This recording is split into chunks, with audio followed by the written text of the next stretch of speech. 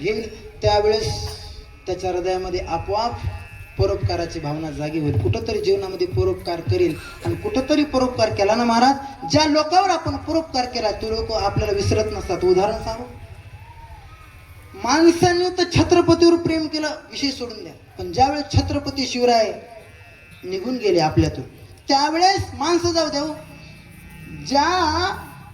ज्या कुत्र्याला, त्याचं नाव होतं वाघ्या, छत्रपती शिवरायांची 8 वर्ष संगत लागली.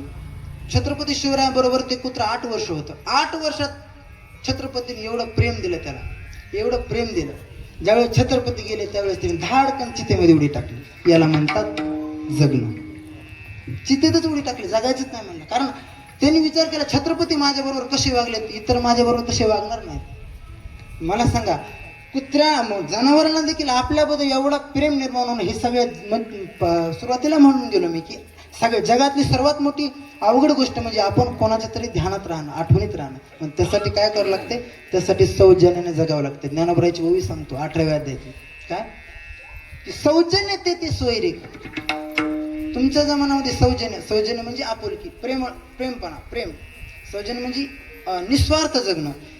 ज्ञानोबरा म्हणतात सौजन्य तेथे सोयरीक. जिथं जिथं तुम्ही सौजन्यपूर्वक वागाल ती लोक तुम्हाला आपोआप जोडतात, ती लोक आपोआप तुम्हाला माझं म्हणतात, हा माणूस माझा आहे असं ती लोक म्हणतात. आपण फक्त प्रेमानं जगायचे, निस्वार्थ जगायचे, त्याला फसवायचं नाही. पुढच्या विश्वास त्याने आपला कुणीतरी आपला विश्वास ठेवावा असं आपलं जगायचं. आणि हे जगणं झालं सुंदर की आपण काय होतं, उत्तम चिहुरे, त्या दिवशी उत्तम चिहुरे कीर्ती मागे. पण हे शिक्षण महाराज, हे संतांच्या सभेत आल्याशिवाय हे शिक्षण तुम्हाला समजत नाही. तुम्ही इकडे शाळेमध्ये कितीही शिका, याचा अर्थ असा नाही बरं शाळा सोडा असा अर्थ नाही, याचा अर्थ असा नाही.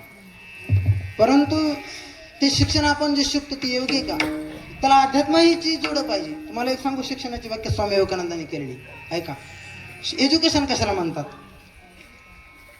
स्वामी विवेकानंदांनी व्याख्या केली की एज्युकेशन आज the manifestation of the perfection already in man. म्हणजे आपल्यातली असलेली परिपूर्णता आपल्या समोर येणे हेच एज्युकेशन. यालाच काय म्हणतात, त्याला शिक्षण म्हणतात.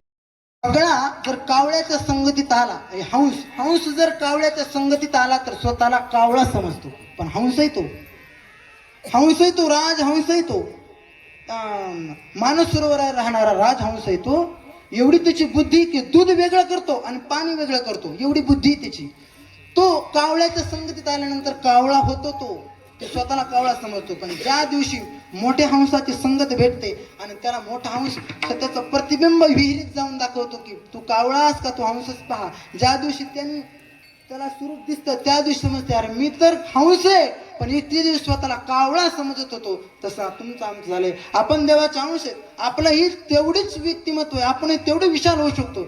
परंतु आपल्याला संगती संतांची नाही, हंसरूपी संतांची संगती नसल्यामुळे आपण स्वतःला कमजोर समजले. आणि स्वतःला कमजोर समजणं हे सगळ्यात जगातलं सगळ्यात मोठं पाप आहे, स्वतःला कमजोर समज. पण खरं जर शक्तिशाली व्हायचं असेल तर संतांच्या संगतीत या. आणि संतांच्या संगतीत आल्याशिवाय संगत संतना की करले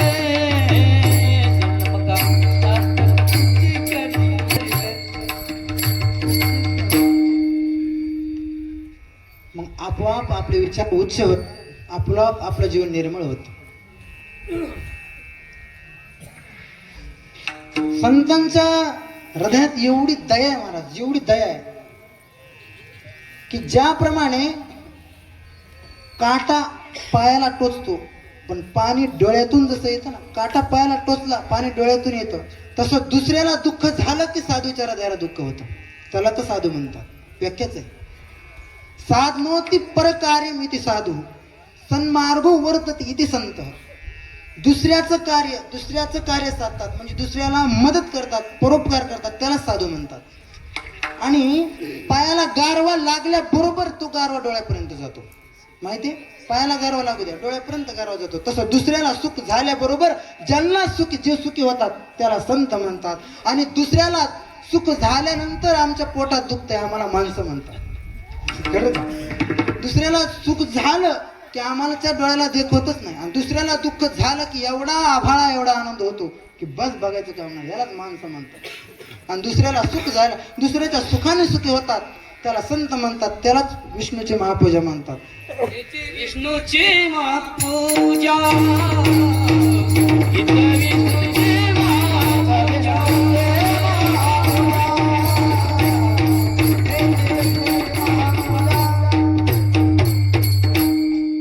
पण आम्ही रोज देव घाशितो, देव घोळशितो, बुक्का गण टिळा लावून दर्शनाला जातो, ह्या सर्व पंढरपूरला जातो. ह्या सर्व गोष्टी करून जर आमच्या हृदयामध्ये कोणाविषयी प्रेम, दुसऱ्याविषयी व्यवस्थित भावना नसेल तर जगणं व्यवस्थित उपयोगाचं नाही.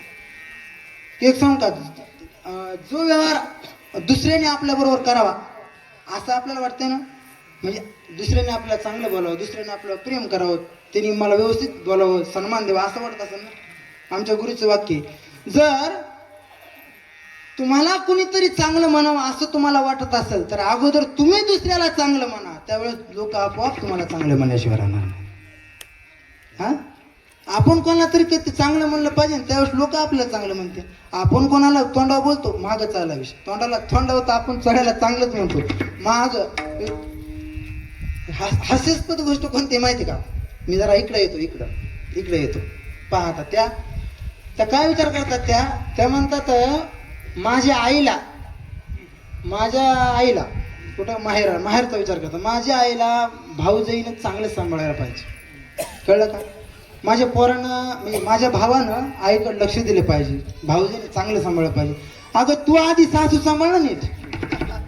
आपल्या सासूबद्दल कसा विचार आहे, आपल्या सासूबद्दल खरं सांगा कसा विचार आहे. ह्यालाच म्हणतात, ह्यालाच खरा परमार्थ म्हणतात. जो विचार आपण आपल्यासाठी करतो तोच दुसऱ्यासाठी करायचा आहे. आपण काय विचार करतो, माझ्या आईचे खूप कष्ट येतो, माझ्या आईला सांभाळतच नाही कोण, भाऊजाई खूप त्रास देते, व खालतं वरतं हे खालीवरी बोलती, खालीवरी बोलती. मी विचार करते हे मी प्रत्येक वेळेस ऐकतो बरं का, हे कुठं जा नाही, आमच्या भावाचा स्वभाव जरा बदलला लग्न झाल्यापासून, तो काय सारखं आमच्या भाऊजाईच ऐकते, भाऊजाई खूप त्रास देते. मी विचार करतो हे स्वतःच्या सासूबद्दल असा का विचार नसेल, स्वतःच्या सासूला आईच समजा. आता तुमचा प्रॉब्लेम सांग, तुम्ही त्यावेळेस काय म्हणते माहिती आहे, त्यावेळेस काय म्हणते की महाराज तुम्हाला माहित नाही आमच्या सासूची खोड, मग तुम्हाला माहित नाही ना तुमच्या आईची खोड, ती म्हणत असं ना तिकडं तसं.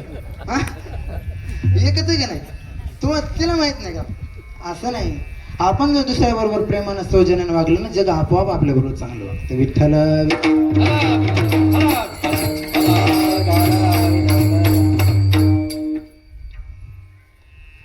म्हणून मी सुरुवातीला सांगून गेलो की माणसं आठवणीत तीच राहतात, कमीत कमी घरापुरतं तरी चांगलं जगावं, आठवणीत राहतात. जाऊ द्या, विषय सोडून द्या. ज्यावेळेस ज्ञानोबा आहे ऐका, ज्यावेळेस ज्ञानोबा आहे समाधी घेऊ लागले, पूर्ण समाधी प्रसंग सांगणार नाही तुम्हाला, पण ज्यावेळेस ज्ञानोबा समाधी घेऊ लागले, ज्ञानोबा 22 वर्षाचे होते.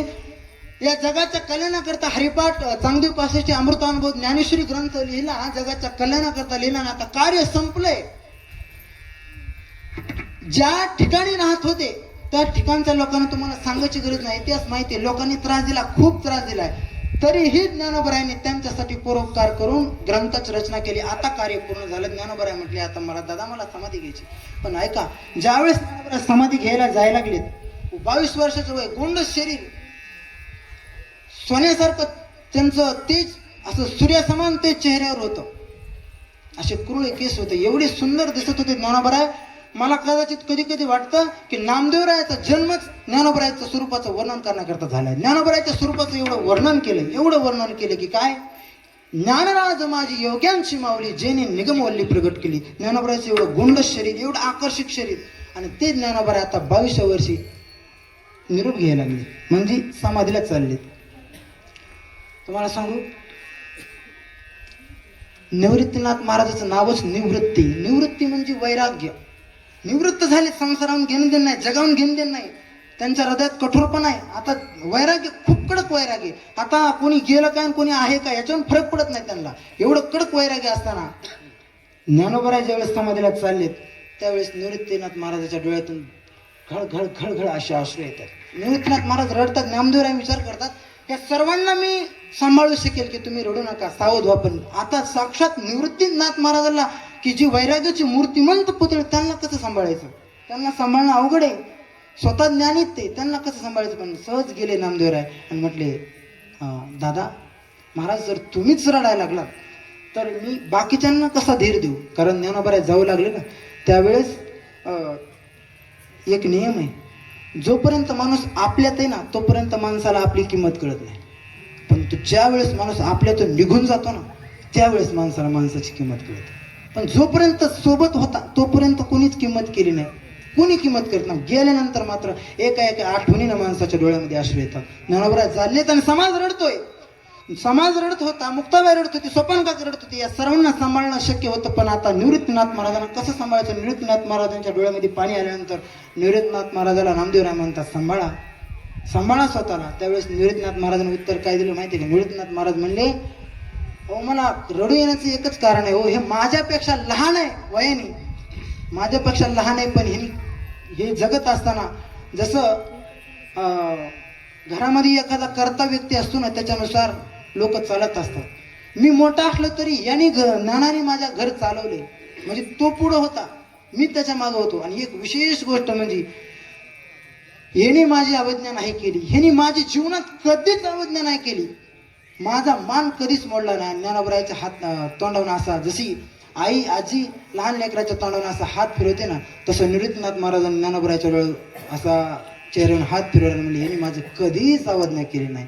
मला सांगा, कोणाचं आपण जाताना आपल्या घरातले माणसं सोडा, जग रडावं. आता ऐका, जग जाऊ द्या, पण ज्या वेळेस हे भगवान परमात्माच्या डोळ्यामध्ये पाणी आल्यानंतर मात्र रुक्मिणी म्हटली, अहो ते त्यांचे भाऊ आहेत, रडू द्या ना त्यांना. तुमचं काय, तुम्ही जगाचे मालक आहेत, तुम्ही का रडायला.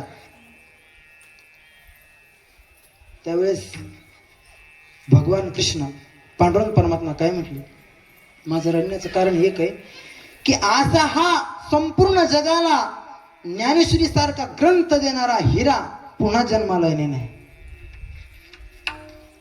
देव म्हणे ती रुक्मिणी, हा एकच योगी देखिला नयनी, जे जाण संजीवनी, जे ज्ञान संजीवनी जाण त्रैलोक्य असते. ज्या ज्ञानानं संपूर्ण जगाला विश्वाला शांती मिळू शकते, असं ज्ञान देणारा हिरा आता राहिला नाही.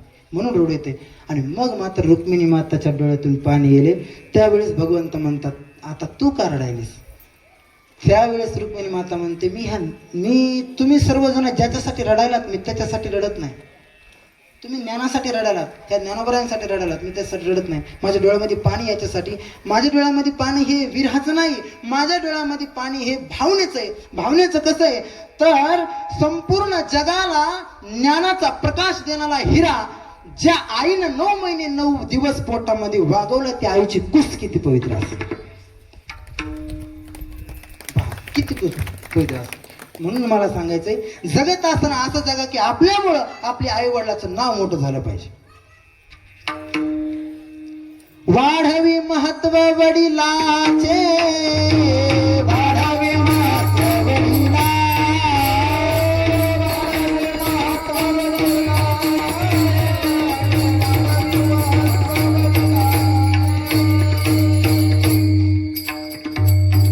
शांती रूपे नोहे कोणाचा वाईट, वाढवी महत्व वडिलाचे,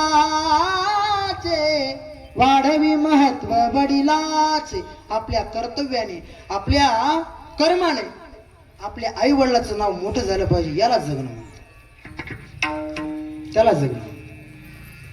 आणि परमार्थाचा नियम काय माहिती का.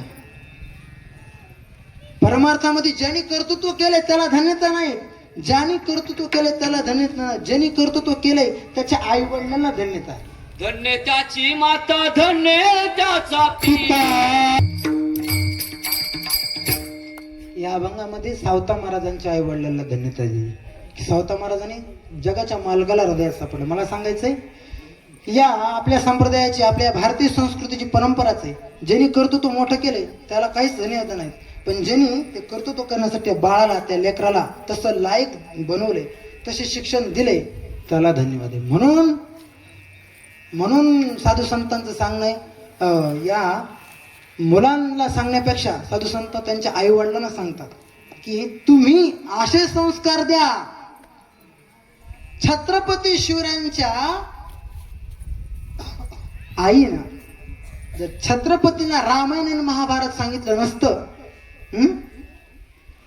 रामायण आणि महाभारतातून काय शिकले?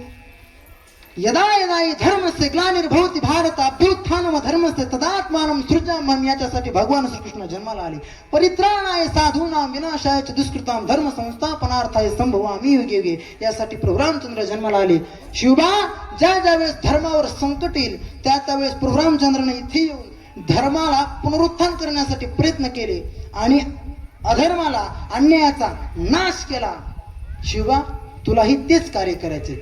जिजाबाई साहेबांनी छत्रपती शिवरायांवर ते संस्कार टाकले, त्यावेळेस आज तुम्ही आणि आम्ही हिंदू म्हणून जगत आहोत.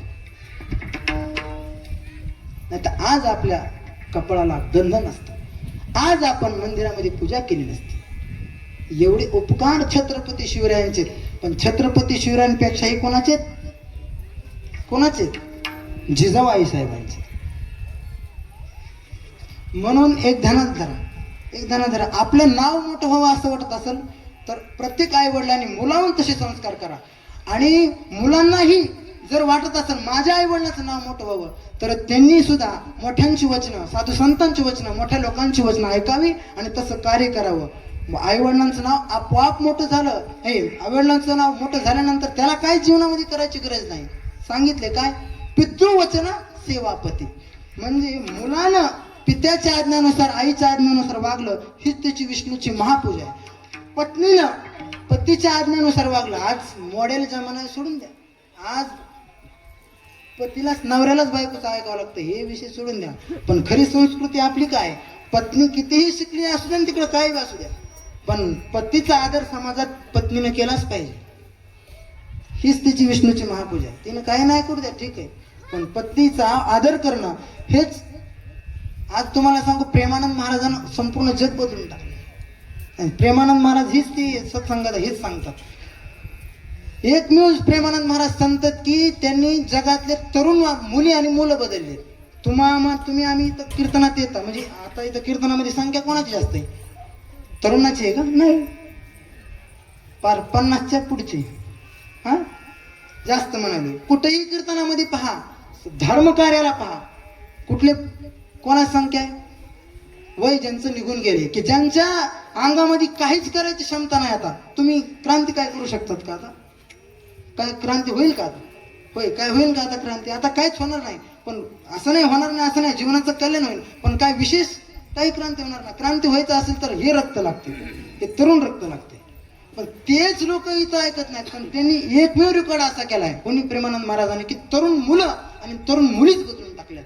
तरुण मुलं ही परमार्थाला लागलेत. पण इथं महाराष्ट्रात माहित नाही, पण तिकडे UP, उत्तर प्रदेश, तिकडे तरुण मुलं आणि मुलं सुद्धा परमार्थाला लागलेत. त्याचं कारण काय? की त्यांच्या नामचिंतनाची शक्ती असो, काही असो, त्याने बदलून टाकले. म्हणजे सांगण्याचा मुद्दा असा आहे की मुलांनाही तो विचार केला पाहिजे, आई वडिलांनीही तो विचार केला पाहिजे. त्यावेळेस मात्र काळाची दृष्टी पडणार नाही आणि आपलं जीवन सार्थकी लागल्याशिवाय राहणार नाही. म्हणून तुकोबराय म्हटले की असं सांगून थकलो, मी तुमच्या पाया पडतो. सकळाचे पाया तुकोबराय म्हणतात की सर्वांच्या चरणी माझं दंडवत आहे, विनंती आहे, तुम्ही ऐका. नका करून नाश आयुष्याचा, या आयुष्य बायाला घालू नका. सकाळांच्या पाया माझे दंडवत, आपल्याला चित्त शुद्ध करा, आपल्याला चित्त शुद्ध करा. आणि सर्वात मोठा परमार्थाची तिथे लेवल संपते की ते म्हणजे चित्त शुद्ध होणं. ज्यावेळेस माणसाचं चित्त निर्मळ होतं त्यावेळेस चित्त शुद्ध तरी शत्रू मित्र होती आणि व्याघ्रहीन खाती सर्पतया. ज्यावेळेस माणसाचं चित्त शुद्ध होतं ना, ज्यावेळेस मन शुद्ध होतं त्यावेळेस माणसाचे शत्रू आपले मित्र होतात. पहा, ज्या दिवशी मन निर्मळ होतं ना त्या दिवशी तो शत्रू आला असेल एखाद्या वेळेस अनुभव, शत्रू सुद्धा हाताला हात मिळवतात. जाऊ दे, विसर म्हणतात मागच्या सर्व गोष्टी. शत्रू मित्र होतात का? तर चित्त शुद्ध झाल्यानंतर. आणि त्याला तुम्हाला सांगू का, व्याघ्रहीन खाती सर्पतया, म्हणजे योगशास्त्रामध्ये एक सूत्र आहे. सूत्र काय आहे की योगशास्त्रामध्ये अहिंसा प्रतिष्ठायाम तत्सन्निधो वैरत्याग. ज्यावेळेस माणसाच्या हृदयामध्ये अहिंसा निर्माण होते ना, अहिंसा म्हणजे आता कोणाला मला त्रास द्यायचा नाही, आता व्यवस्थित जगायचंय, ही अहिंसा ज्यावेळेस हृदयामध्ये पनपते म्हणजे निर्माण होते, त्यावेळेस त्याच्या शेजारचे जे बी जीवजंतू आहेत त्याचा वैर टाकून देतात. तुकोबराय तेच म्हणतात की चित्तशुद्ध तरी शत्रू मित्र होते, व्याघ्र म्हणजे वाघ त्याला न वाघ खाईल ना सर्प जरी अंगावर आला तरी सर्प त्याला दंश करणार नाही. पण चित्तशुद्ध झाल्यावर तुम्ही आधीच त्याला आधीच त्याच्याकडे जाता, तसं नाही. चित्तशुद्ध झाल्यावर, चित्तशुद्ध झाल्यावर व्याघ्र हिने खाते सर्प तया आणि विष ते अमृत. मीराबाईला विषाचा प्याला नेऊन दिला होता. कोणी दिला होता? राजाने दिला होता ना, बापानच. बरोबर आहे ना. वडीलच त्याच्या विरोधात होते परमार्थाच्या. मीराबाई उगल लहानपणी, एकदम लहानपणी परमार्थाला लागलेल्या. त्या म्हणायच्या की मेरे तो गिरधर गोपाल दुसरो ना कोई, जाके सिर मोर मुकुट सो मेरे पती होईल. ज्याच्या सिरावर मोर मुकुट आहे म्हणजे भगवान कृष्णाला स्वतःचा पती मानलं होतं मीराबाईनं लहानपणीच.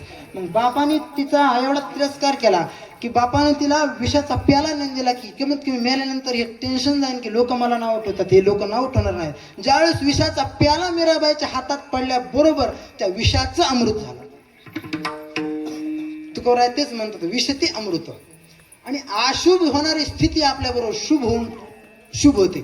अशुभ असणारा काळ आपल्या जीवनामध्ये शुभ फळ देतो. त्यावेळेस न कुठलं शनी महाराज त्रास देते, न गुरु, न राहू, न केतू, कुठलाच ग्रह कुंडलीतला कितीही कुंडली खराब असू द्या. ज्योतिषशास्त्र खरंय, 100% खरंय, पण कुंडली कितीही खराब असली तरी नामस्मरणाची ताकद एवढी, त्या नामस्मरणाच्या ताकदीने त्या कुठल्याच ग्रहाचा परिणाम आपल्यावर पडत नाही. मग काहीच करायची गरज नाही.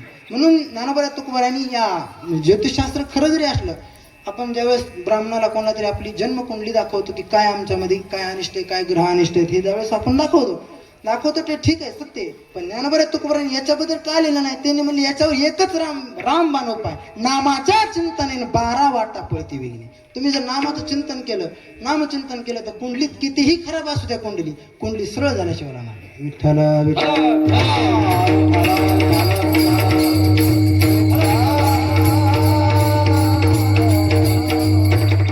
म्हणून तुकोबराय म्हणले हिताचा विचार करा. पण हित कशाला म्हणतात? हित ते करावे देवाचे चित्त. तुकोबराय म्हटले हिताचा विचार करा, पण हित कशात आहे? त्या दिवशी सांगून गेलो, प्रत्येक आई वडिलाला वाटतं की माझ्या मुलांचं हित व्हावं, माझ्या मुलाचं चांगलं व्हावं, पण आई वडिलांना माहित नाही नेमकं मुलाचं चांगलं कशात आहे. हे संतांना माहिती. संतांनी सांगितलं की हित ते करावे देवाचे चिंतन. देवाच्या चिंतनाशिवाय, हरीच्या चिंतनाशिवाय माणसाचं हित होऊ शकत नाही. अनुभव घ्या. म्हणून स्वतःच्या जीवनाचं कल्याण चांगलं व्हावं असं वाटत असेल तर आपण धर्ममंडपात यायला पाहिजे. आपल्या गावचं भाग्य एवढं आहे. मी प्रत्येक वेळेस सांगत असतो की गोपालनंद स्वामी सारख्या सिद्ध संतांना आपल्या गावामध्ये समाधी घेण्यासाठी आपलं गाव निवडावं. किती पवित्र भूमी, प्रत्येक वेळेस सांगतो, किती पवित्र भूमी. आपल्या गावामध्ये असे अनेक संत आहेत की झाडे परिवारामध्ये जे आलेले, काय नाव त्यांचं, रंगनाथ महाराज ना, रंगनाथ महाराज, ज्यांनी की 24 तास त्यांच्या हातामध्ये माळ होती. की म्हणजे वयस्कर माणसं सांगतात, आपल्याला काय माहित नाही, वयस्कर माणसं सांगतात गावातील की 24 तास त्यांच्यामध्ये नामस्मरण माळ होती. असे अनेक आपल्या कासार माऊली आहेत. आता सध्या आपले संत आहेत रामकिसन अण्णा जिजांचे वडील. आपल्या गावाला अशी परमार्थाची काय लागलेली बैठक लाभलेली, परंपरा लाभली. म्हणून एक ध्यानात ठेवा की आपलं त्या दिवशी मी सांगून गेलो, परत सांगेल की महाराजांनी त्या दिवशी हरिहरानंद महाराज आले होते, त्यांनी सांगितलं की आपल्या गावचं पंढरपूर होणार आहे. पण आपल्या गावचं पंढरपूरच आहे अगोदर, फक्त त्यांनी जाणीव करून दिली. पण हे गाव आणखी उत्तरोत्तर उन्नती करायची असेल तर ती उन्नती न सामाजिक क्षेत्रात होणार, न दुसऱ्या कुठल्याही क्षेत्रात. प्रत्येक क्षेत्र महत्वाचे असतील, परंतु जोपर्यंत धार्मिक क्षेत्राचा केंद्रबिंदू त्या याला लागणार नाही तोपर्यंत आपलं गाव उन्नतीत लागणार नाही. तर धार्मिक क्षेत्राचं केंद्रबिंदू म्हणजेच आपल्या गावामध्ये परमार्थ चालू ना, तर प्रत्येकाने फुल न फुलाची पाकळी म्हणून त्या धर्म कार्याला सहकार्य करावं, हीच माझी विनंती. आता इथे आपल्या मंदिर होतं, निर्माण होते आणि याचाही परत जीर्णोद्धार करण्याचा विचार चालू आहे. म्हणून मी तुम्हाला पहिल्यांदाही सांगून गेलो, तुमच्यापेक्षा अनुभवाने लहान आहे, तुमच्यापेक्षा ज्ञानाने लहान आहे, तुमच्यापेक्षा तपाने लहान आहे आणि तुमच्यापेक्षा वयाने देखील लहान आहे. म्हणून माझा तुम्हाला उपदेश करावा असा अधिकार नाही. परंतु एक सेवा म्हणून, साधू संतांचं कार्य म्हणून, गुरुवारांची आज्ञा म्हणून ती उभा आहे.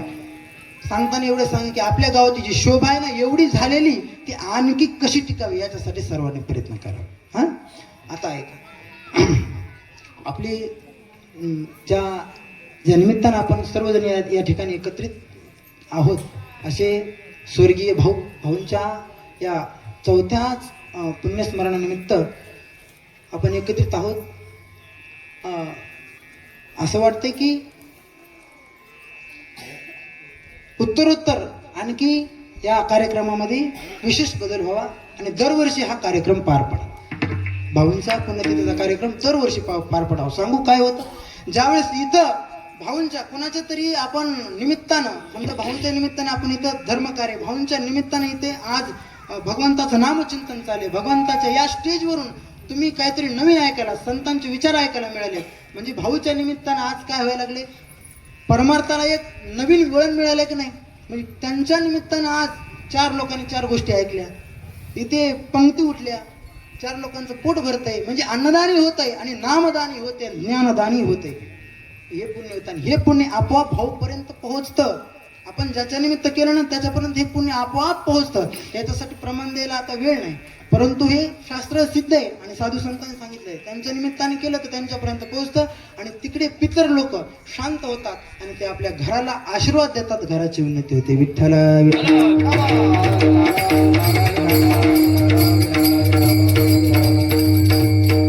म्हणून तुकोबाराय म्हटले, मी आतापर्यंत तुम्हाला जेवढं सांगितलंय ऐकायचं तर ऐका, नाही तर काय होईल.